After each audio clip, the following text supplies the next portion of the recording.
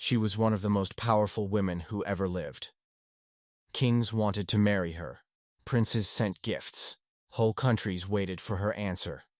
She said no. To all of them. Why would a queen with a whole world asking for her hand choose to spend her entire life alone? Her name was Elizabeth, Queen of England. History remembers her as the Virgin Queen.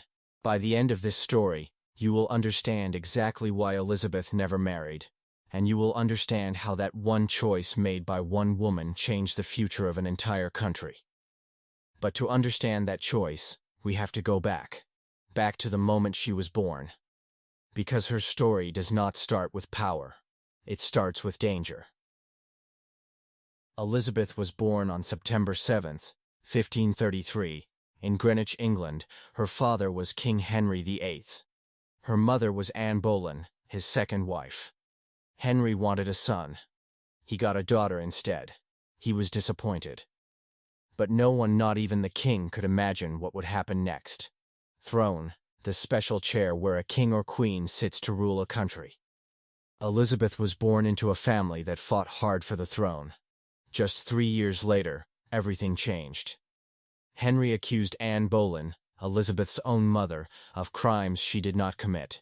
In 1536, he had her executed. Elizabeth was not even 3 years old. Overnight, she lost her mother. And she lost something else, too, her place in the family. Illegitimate, not officially recognized as a true child of your parents, especially for royal or legal purposes. After her mother's death, Elizabeth was declared illegitimate. She was no longer a real princess. Not on paper, anyway. She grew up in a strange, unstable world. Servants moved her from house to house. Money for her clothes and food was sometimes forgotten completely. The girl who would one day rule an empire spent years feeling forgotten. But Elizabeth was clever. Even as a child, she studied hard. She learned Latin, French, and Italian. She read books that most children never touched. She was building something inside herself, a kind of armor. She would need it, because the danger in her life was only just beginning. When Elizabeth was a teenager, a powerful man named Thomas Seymour lived in the same household. He was married to Elizabeth's stepmother, Catherine Parr. Seymour behaved inappropriately toward the young Elizabeth. It became a public scandal, one that put Elizabeth's reputation and even her safety at serious risk. Scandal. A shocking event that damages someone's reputation. This early scandal nearly destroyed Elizabeth's future before it had even begun. Elizabeth learned a hard lesson that early in life. A woman's reputation could be destroyed in a single moment. She would remember this lesson for the rest of her life. Years passed. Elizabeth's half-brother, Edward, became king first. He died young. Then her half-sister, Mary, took the throne. Mary was Catholic. Elizabeth had been raised Protestant. And in England, at that time, religion was not just a personal belief. It could get you killed. In 1554, rebels rose up against Queen Mary. The uprising was called Wyatt's Rebellion. Mary suspected with good reason that Elizabeth might be connected to it. Treason, the crime of acting against your own king, queen, or country. If Mary decided Elizabeth was guilty of treason, Elizabeth would die. Elizabeth was arrested. She was taken to the Tower of London, the same fortress where her own mother had been executed less than 20 years before. Picture that moment. A young woman, walking through the same gate her mother walked through, not knowing if she would ever walk back out. She survived. Barely, no solid proof was ever found against her. Mary let her live, but never fully trusted her again. But no one expected what happened next. In 1558, Mary died. And suddenly, Elizabeth, the forgotten, illegitimate daughter who had once been a prisoner in the Tower, became Queen of England. She was 25 years old. And almost immediately, a new pressure began. Every powerful man in Europe wanted to marry her. Suitor, a man who wants to marry a particular woman. Elizabeth's suitors included princes from Spain, Sweden, and France. King Philip II of Spain, the very man who had once been married to her sister Mary, proposed marriage. She said no. A Swedish prince proposed. She said no. The Duke of Anjou, from France, proposed multiple times. She said no, again and again. There was one man, though, who was different from all the rest. His name was Robert Dudley. Elizabeth had known him since childhood. Many historians believe he was the one man she may have truly loved. But marrying him would have caused chaos. Other nobles hated him. Some even whispered dangerous rumors about him. Elizabeth never married Robert Dudley. She never married anyone at all. This decision would follow her for the rest of her life. It would define her, and it would put an enormous target on her back, because in the eyes of Europe, an unmarried queen with no children meant an uncertain future for England. Enemies began to circle, and the greatest threat of all was building, just across the sea, in Spain.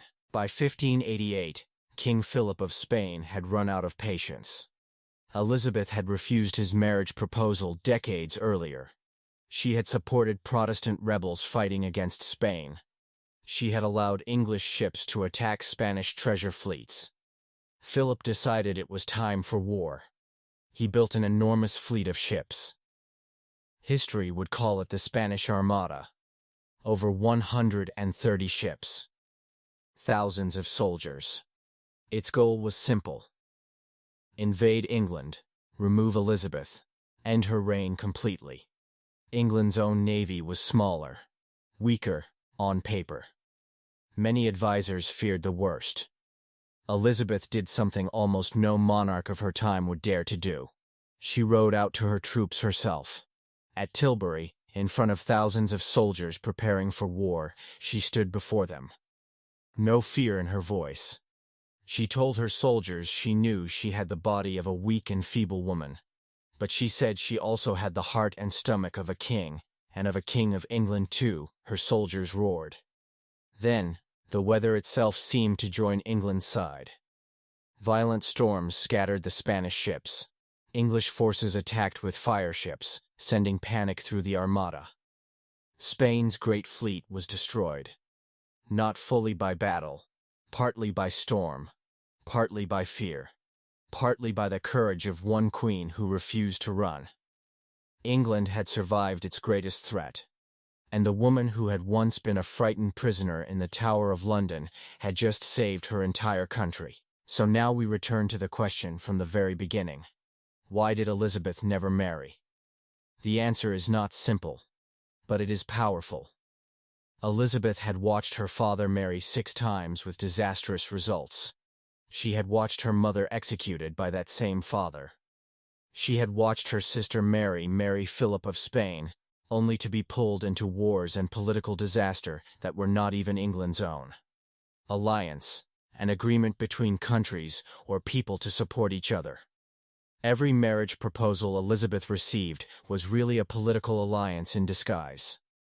If Elizabeth married a foreign prince, England could be dragged into foreign wars or worse. Quietly controlled by another country's king. If she married an English nobleman like Robert Dudley, she risked years of jealousy and division among England's most powerful families. So Elizabeth made an extraordinary choice.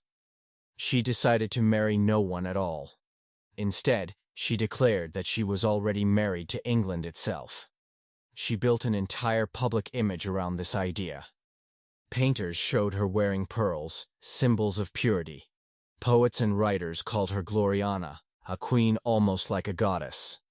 She became the virgin queen, untouched, unclaimed by any king, answering to no husband at all. This was not just personal choice. It was brilliant political strategy. By staying unmarried, Elizabeth kept full control of her own throne for 45 years. No husband ever shared her power. No foreign king ever controlled England through her marriage bed. And under her long, stable reign, extraordinary things happened. English exploration expanded across the world. English literature flourished. A young playwright named William Shakespeare rose to fame during her very reign. England itself began to see itself differently, not as a small, divided island, but as a rising power. One woman's refusal to marry had protected and helped build an entire nation's future. Elizabeth died in 1603, after 45 years on the throne. She never married. She never had children. And yet, her legacy, the impact a person leaves behind after they are gone, outlived almost every married king in English history. Reputation: how other people see and judge you. Elizabeth protected her reputation so carefully for so long that it became one of the most powerful reputations any monarch has ever held. She ruled not through the power of a husband, not through the power of children. She ruled through the sheer force of her own will alone, unclaimed and utterly unforgettable. If this story pulled you in, make sure you're subscribed to Storyedly, because next time, we're going back even further. Back to the man who started it all. Elizabeth's father. A king who married 6 times and changed a nation's religion just to get what he wanted. Henry VIII is next. And his story is even more dangerous than his daughter's.